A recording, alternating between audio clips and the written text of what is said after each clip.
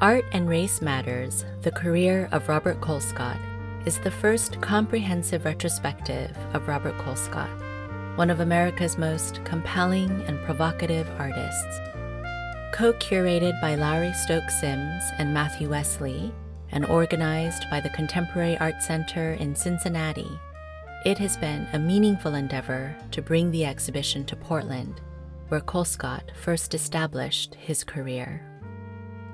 My name is Kook-Anderson, the Arlene and Harold Schnitzer Curator of Northwest Art, and I served as the coordinating curator for the Portland Art Museum. The career of the American painter Robert Colescott has never been more relevant than at this present moment in time.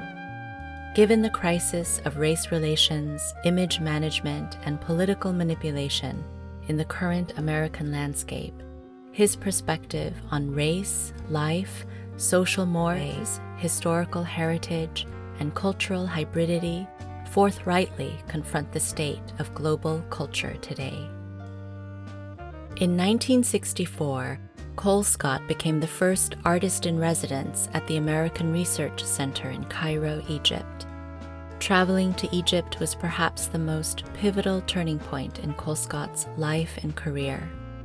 He was immediately enamored with his new environment, which was very different from the cool, lush Pacific Northwest where he had lived for the past several years.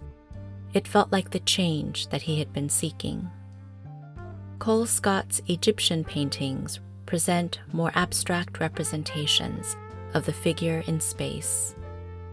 On the one hand, this could signify a return to earlier stylistic interests, and on the other, it might be said that this effect was inspired by the eroded reliefs of the Valley of the Queens, an ancient burial ground south of Cairo.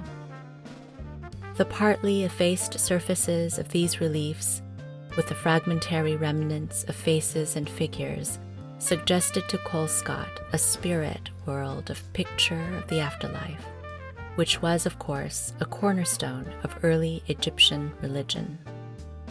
The figures are sometimes fragmentary or upside down. There is no attempt to describe actual space, as the paintings are built up through large areas of pure color. While not a direct reference to Theodore Géricault's painting Raft of the Medusa from 1818 to 1819, the distribution of body parts and debris relates more closely again to the territory Colescott staked out for himself: used underwear, popular trash, studio sweepings that didn't pass art history.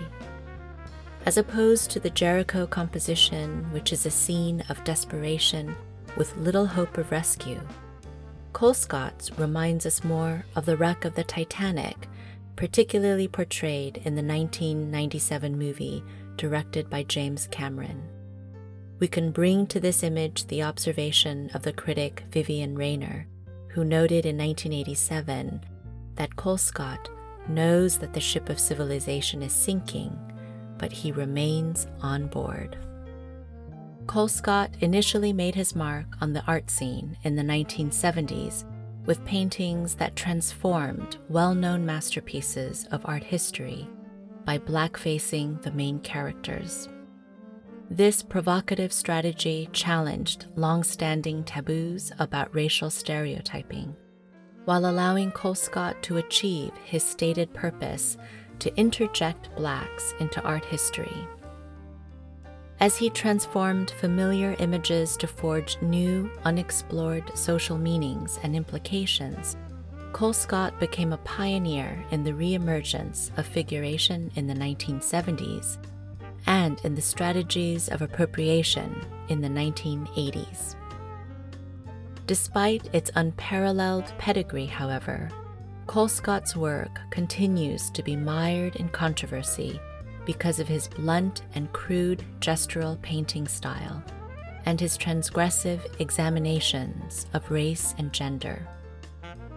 Colescott is particularly skillful at shocking us by dealing with the issues that we usually shy away from or only speak of in secret, and then delivering what has been described as a 1-2 punch that forces us to grapple with the artistic, political, social, and historical meanings of his images.